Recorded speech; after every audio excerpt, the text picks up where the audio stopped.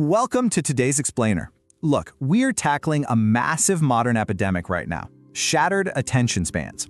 If you've been struggling to sit down, focus, and just get your work done, believe me, you aren't alone. Today we're breaking down the actual biological mechanics of why our brains are struggling so much, and more importantly, exactly how we can fix it.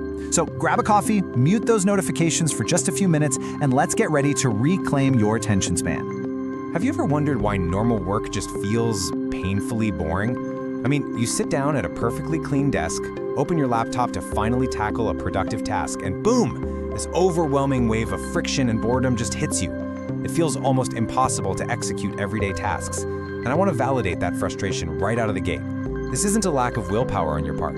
Your brain has literally been hijacked. Okay, let's dive into this. Think about it. Those quick scroll apps, they are relentless. It's just a constant barrage of novelty designed entirely for instant gratification. Real productivity, on the other hand, demands delayed rewards and sustained, quiet focus. When you bounce between these two entirely different environments, there is a massive amount of friction. You are asking a brain conditioned for instant, effortless hits to suddenly pivot and endure the slow, methodical pace of high-focus tasks, like complex problem solving. It's honestly no wonder deep work feels impossible. Part 1. The hijacked brain and the dopamine problem. So what does this actually look like? Well, the warning signs are absolutely everywhere. You know that feeling when you check a phone that hasn't even buzzed?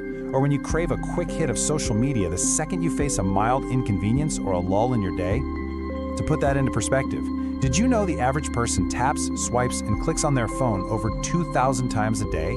2,000! That is staggering. These aren't just bad habits. They are the physical symptoms of a hijacked system that is fundamentally unable to sit quietly without stimulation. Let's define what we're actually dealing with here. Dopamine. It's the chemical of anticipation and reward. Now, a lot of people think dopamine is just the feeling of pleasure when you get something, but actually, scratch that. It's incredibly important to remember that it is the chemical of anticipation. Think of it like a giant slot machine. The thrill isn't really the payout, it's the anticipation while those wheels spin. When our biology is manipulated by algorithms turning our pockets into digital slot machines, our fundamental drive to tackle hard, productive things gets totally short-circuited.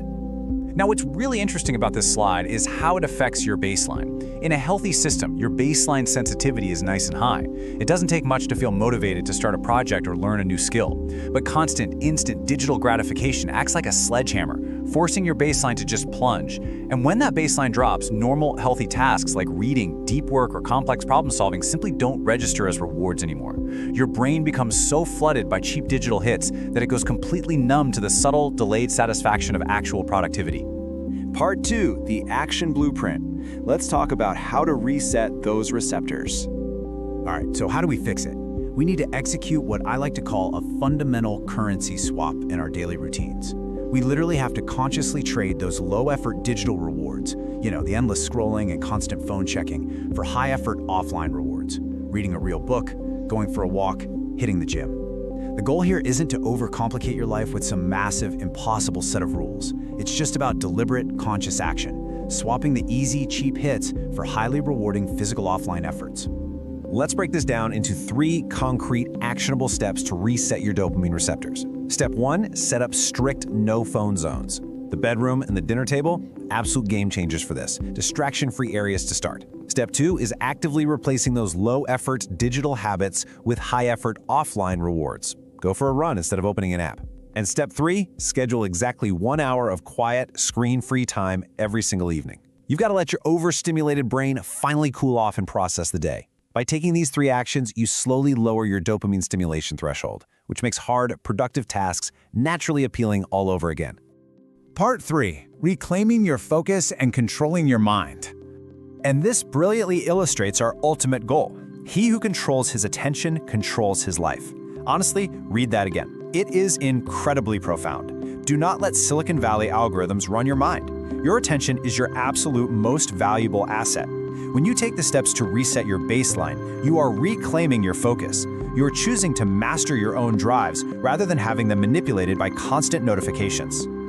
So, let's summarize the core takeaways from our explainer today. First, you absolutely must lower your dopamine stimulation threshold so that deep, productive work becomes appealing again. Second, implement that 3-step action blueprint. Establish your no-phone zones, swap digital hits for offline rewards, and fiercely protect that 1 hour of screen-free time at night. Finally, reclaim your focus and master your drives. If this concept clicked for you today, take a deep breath right now, commit to implementing this advice immediately, and make sure to subscribe so you don't miss our next explainer. I want to leave you with this. Will you let algorithms run your mind today? The choice is entirely in your hands. We are on a journey to build a focused, driven, and inspired life together. I would absolutely love to hear how you are planning to reset your own attention span, so please share your thoughts in the comments below. Stay focused, stay driven, and thank you so much for hanging out with me today.